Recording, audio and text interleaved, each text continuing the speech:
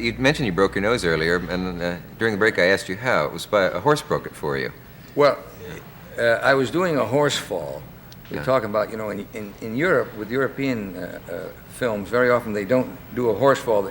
It's dangerous for the horse. But in I'm the sure United they mash States, them up over there. Yeah. oh, it's very often serious. In the United States, a horse is trained to fall.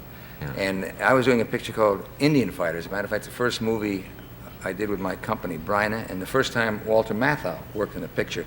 And I was falling a horse in the picture, and the signal to fall the horse was to pull, it varies in different horses, to pull one rein, so you pull the horse's head around and he falls. Mm-hmm.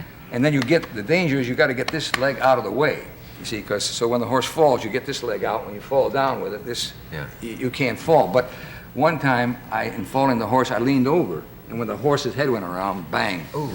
broken nose. And did it push your nose into your, into your face? Just did a little, it's still a little crooked. Yeah. I hate to keep, pointing out these imperfections because you've been so good at pointing them out for me, but I hate to add to these imperfections, but I do have a crooked nose. That's right. That's right. But people like to know that you're human. And that I see. I think that's terrific about the Hickory Apaches. I can't get over that, financing the movie. I don't think they'd finance a John Wayne movie, though, if they read his Playboy interview. Did you see that? He said he didn't think that it was bad that we took this country away from the Indians because a lot of people needed land, and the Indians were being selfish and thought that they ought to have it. And is that the John Wayne you know? No you made comment. a movie No, with as a matter of fact, I don't want to get involved in a conversation on John Wayne. Because I tell you, I've made quite You're closer to his size than I am, so get in here. No, I've made quite a few pictures with John Wayne. And by the way, I've always called him John. Everybody calls him Duke. Yeah. We have never seen eye to eye on a lot of things. But professionally, I think he's one of the most professional actors I've ever worked with. Oh, yeah, he is. And I've worked, I don't know, about 4 or 5 pictures with him. The last one I did was War Wagon. We worked in Harm's Way. In Cast a Giant Shadow, which was a picture done in Israel, Wayne was the one who set it up. Yeah. Wayne is the one who called me in London and said, "Hey, Kirk, I think there's a part you ought to play." So we have never, whenever we work in a picture, we rarely, maybe we'll have dinner together one night during the whole picture. But we get along very well. We never discuss politics. Stay off politics, that's right. Yeah. That's right. But he's the first guy on the set. He's the hardest worker I've ever worked with. Yeah. And I think he's quite a character. As a matter of fact, I just saw a picture of his Big Jake, which will be coming out soon. Mm-hmm. And it's a really good John Wayne picture. He really is a giant personality on the screen. Yes, he is. So. I mean... Has he been hurt by a horse? Would a horse dare hurt him? Oh, I think he'd hurt a horse. Probably. They really can't get a horse big enough for him, can they? How big is John Wayne? I'm interested in dimensions. I'd say John's about 6'4". He is that tall? Oh, yeah. Yeah. Oh, sure. No wonder you don't see eye to eye. Well, there I am, harping on your size again. You made a Jules Verne film that I've heard about for some time, and I don't mean 20,000 Leagues Under the Sea. That's back. Right at the edge of the world. Yeah, as a matter of fact, that's coming out. It's coming out. It opened in Washington. It's coming out soon in this area. And as a matter of fact, the reason I did it was because of 20,000 Leagues Under the Sea. I always wanted to do another Jules Verne picture. There's a lot of good stuff in Jules Verne to do. Yeah. Do you ever get really depressed, down, gloomy? Sure, I think. Don't want to go outside. I mean, isn't that a human process? I think everybody, you go through different periods of your life where you sort of take self-inventory, and you wonder, what am I doing? Am I doing what I want to do? I think the person, really happiness in life, really is doing the work that you want to do. And I think for someone to be working at what he wants to do is very fortunate. So in that way, I think that I'm more aware now how lucky I am than I used to be. I think a lot of things that I used to take for granted, I appreciate now. Because I think I'm lucky to have been able to do the thing that I want to do in life, and that is to make movies.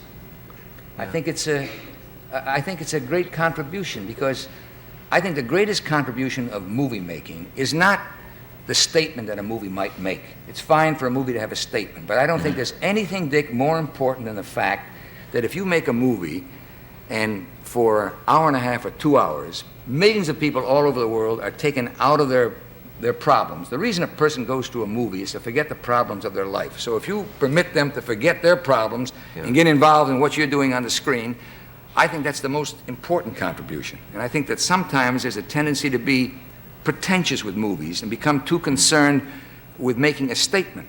I've been guilty of the same thing myself. That's why in Light at the Edge of the World, I wanted to make sheer entertainment. If it could entertain someone for 2 hours, I think that's great. So you don't have any doubts about your life being misspent. Some actors say a man in the acting profession always wonders if it's a really manly profession. Should he be out engineering? Well, it isn't a manly profession. It's a childish profession. You couldn't be a complete grown-up adult and be an actor. You have to have a childish part of you. I mean, after all, if I were a sophisticated adult, how could I say, here I am fighting evil represented by Yul Brynner? You have to have a childish part of you. It's true. Or making a guy take his shirt off. As in my public. kids have grown up, I've watched them, you know. Children are natural actors. They pretend they're cops and robbers. And I think all actors retain a certain amount of that within themselves. They have to, or they couldn't function as actors. And I think that's why they become self-denigrating. They think, well, it's not enough. I get the feeling that you are capable of a terrific bad temper. All right. I see. What I makes was you say that? No, I do. I have that, and it's probably one of I the don't many see things. that in you. It's probably one of the many things that we have in common. Well, I don't know that I wondered if you're snappish. Can you get? Yes, I think, as a matter of fact, that's been a healthy thing for me. Yeah. I don't think it's given me a very pleasant reputation often, but I think it's been a good escape valve. I think very often I'm too quick to express myself in anger or whatever it might be. It's healthy for me because it lets the steam out, but very often if people don't understand it, you know, it doesn't create a very favorable impression. After you blow up at somebody, do you feel sad afterwards? Terrible. Yeah, Terrible. I do too. I bother about, what does he think? Why did I say this? What a bully I was. Yeah. I shouldn't have said that. It's awful. Yeah, I have that too. It's, We have a lot in common, Dick. Let's see. How much sleep do you need? How much sleep do I need? Yeah. 5-6 hours. We have nothing in common. No, I can sleep literally round the clock. And, Oh, really? Yeah. Oh, that's one. No, From I time don't to need. time. If I have 5, 6, 7 hours, would be a. You read a newspaper every day? Oh yes, Do you? yes. Don't you? Yeah. I mean, don't Yeah. you think actors are also concerned with what's going on in the world? Perhaps sometimes a little bit too concerned. Some are, but I don't think they have to be. I mean, I don't think everybody has to be. I don't see why they should apologize if they don't, for example. I mean, some actors don't need to. They should just act or do what they want to do. No, but you mean they don't read the paper? I mean, you're Some- still a part of the world you live in. You don't divorce yourself from the world you live in. You're interested in knowing what's going on around you. I think everybody owes it themselves to be aware of the world they live in, to be a part of it. Yeah. No? I think it's good if they do. but Again, I- we don't have anything in I don't common. insist on it. I mean, I think a man could just write poetry if he wanted to, and I wouldn't care if he ever read a paper or not.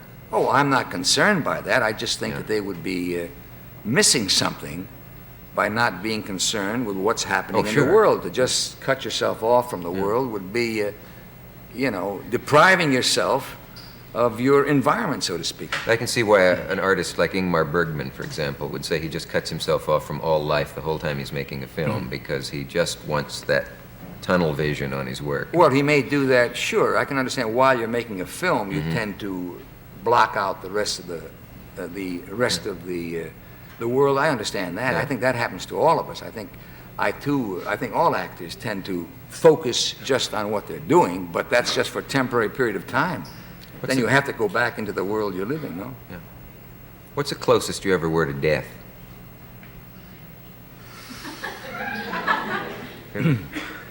Well, as Ever a had a matter of moment where you fact, thought this is it? I tell you very honestly, Yeah. it was in this picture, A Light at the Edge of the World. I'll tell you a very true story. We're shooting this picture. It has very sharp, jagged rocks all around. And in one scene, I did a stunt myself, and I thought I was being very careful. And I asked my stuntman I was up on top of a roof, and I had to jump down. So I put a platform below the roof, because the rocks were on the other side, and I put the stuntman there just to double check to brace me. It was in a rehearsal. I jumped off the roof onto the platform and went to him for support. He fell off. We both went right off the platform into the rocks.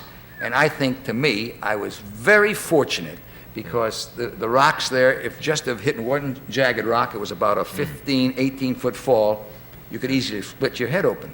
And I think that accidents, you know, when accidents happen in pictures very often, it's usually a silly thing. It's something that you never anticipated. And I try to anticipate. People very often say, I got a nose for danger. People very often say, Kirk, how does this smell? Because I think I don't do things stupidly. I've done lots of my own stunts, but I try to work everything out carefully. But that one In the shows you scene up. with Woody Strode, I wouldn't have done that if I wasn't confident in Woody. I knew that we could both work together. Spartacus scene. Yes.